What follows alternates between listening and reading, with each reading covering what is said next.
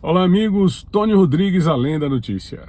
Nesse vídeo eu queria começar falando sobre o início da campanha do presidente Jair Bolsonaro como candidato homologado à presidência da República, pelos estados de Minas Gerais, na região sudeste, e de Pernambuco, na região nordeste. Depois eu quero falar um pouco sobre os institutos de pesquisa, quantos institutos de pesquisa existem em atividade nessa campanha eleitoral e se de fato eles merecem a credibilidade que tentam passar para o eleitorado. Vamos então ao nosso primeiro tema de hoje. Eu peço que você se inscreva no canal, ative as notificações e vamos adiante. Tony Rodrigues, Além da Notícia. O presidente Jair Bolsonaro começou a sua campanha pelo estado de Minas Gerais. Um detalhe interessante é que ele fechou o apoio ao senador Carlos Viana, que é do seu partido, o Partido Liberal, o PL. Carlos Viana, para quem não lembra, é um jornalista e radialista que na campanha eleitoral de 2018 derrotou a Dilma Rousseff na disputa pelo Senado da República lá em Minas. A Dilma aparecia como a primeira em todas as pesquisas, como a grande líder política do Brasil, que tinha sofrido um golpe, o impeachment teria sido um golpe, e levou toda essa conversa fiada para os eleitores mineiros e ninguém engoliu. Ela ficou em último lugar. Se tivesse outro lugar depois do último, esse seria o lugar da Dilma naquela eleição. E o Carlos Viana foi eleito. Aí muita gente se pergunta, e o Zema, né? O Romeu Zema, que é o atual governador, e que sempre emprestou uma espécie assim de apoio camuflado ao presidente Jair Bolsonaro. O grande problema do Bolsonaro não apoiar a campanha do Zema, de acordo com o que nós podemos colher em termos de informações, é que o Partido Novo, que é o partido do atual governador de Minas Gerais, fechou uma posição contrária ao governo Bolsonaro, fechou uma postura de oposição efetiva ao governo Bolsonaro e não aceita absolutamente nenhum entendimento com o presidente, nenhum entendimento com o partido do presidente. E isso terminou, isso em nível nacional, isso terminou prejudicando a perspectiva que havia do próprio Romeu Zema de receber o apoio do Bolsonaro e, evidentemente, oferecer o apoio ao presidente Jair Bolsonaro lá em Minas Gerais. Ninguém sabe qual vai ser a postura do Novo em nível nacional, né? Se ele de fato manterá a possibilidade da candidatura presidencial ou se vai se alinhar a algum dos adversários do presidente. Simone Tebet, do MDB, ou Ciro Gomes, do PDT, ou mesmo, quem sabe, o próprio PT de Lula. Bom, com relação às pesquisas eleitorais, queria só informar uma coisa para vocês. Até o último domingo, nós apuramos, dia 7 de agosto de 2022, nós apuramos 30 institutos em atuação no Brasil. E destes, 55 registraram pesquisas eleitorais no Tribunal Superior Eleitoral. Eu, sinceramente, mantenho firme a minha posição de não acreditar em pesquisas eleitorais. Por quê? Primeiro, porque já fui enganado demais por elas, já fui vítima delas. E segundo, porque não há como você provocar tanta discrepância dentro de um mesmo cenário político eleitoral. A questão das pesquisas eleitorais e dos institutos de pesquisas eleitorais hoje está muito parecido com a quantidade de partidos. Não existem 6 ideologias no mundo. No entanto, no Brasil, nós temos 39 partidos em atividade. Vê se é possível um negócio desse. Que absurdo isso, não é? Então, por uma questão de ser racional e por uma questão de duvidar da credibilidade desses institutos.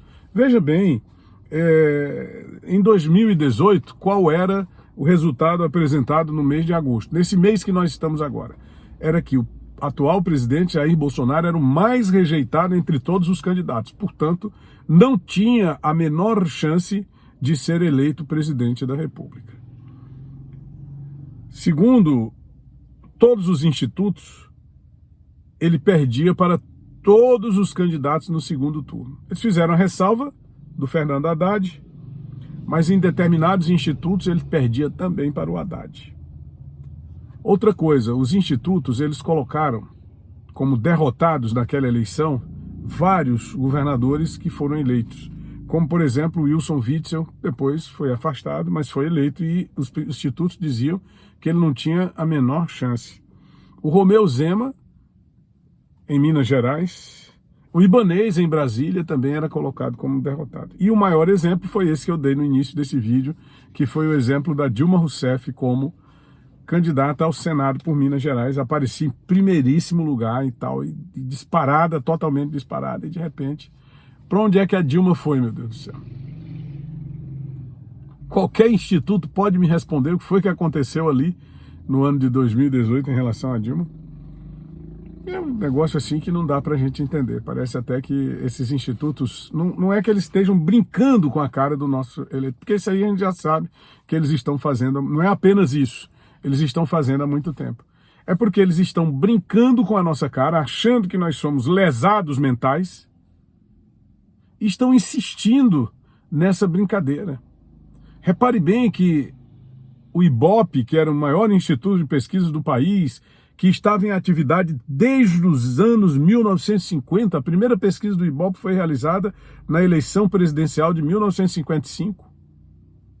O IBOP deixou de existir por conta de erros brutais na campanha eleitoral, nas campanhas eleitorais de 2014 e 2018.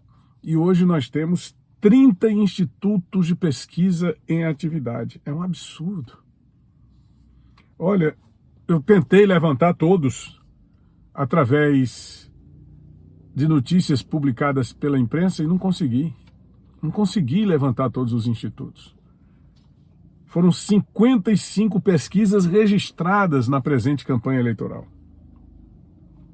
E aí eles têm uns critérios diferenciados, né? Por exemplo, alguns institutos, como o Poder Data, que é do site Poder 360, eles fazem pesquisas por telefone, bem como o IPESP, também por telefone. O Instituto Datafolha, ele faz por pontos de fluxo. Ele vai para uma determinada parada de ônibus, onde muitas pessoas passam, e ali ele faz a sua coleta de dados. O Paraná Pesquisas, ele faz a pesquisa presencial. Ele adota aquele critério científico de ir até a casa do indivíduo, depois salta 3 casas, vai a outra casa, depois salta mais 3, vai a outra casa. Quer dizer, até completar dentro daquele determinado conglomerado urbano o número de pesquisas prevista. Ele estabelece a estratificação por bairro, por cidade, por faixa etária, por nível de renda, que todos os demais também estabelecem. O único problema aí é a forma de coletar os dados. E no meu ponto de vista, o Paraná Pesquisas é o que melhor faz esse trabalho, se a gente for levar em conta o critério de natureza científica.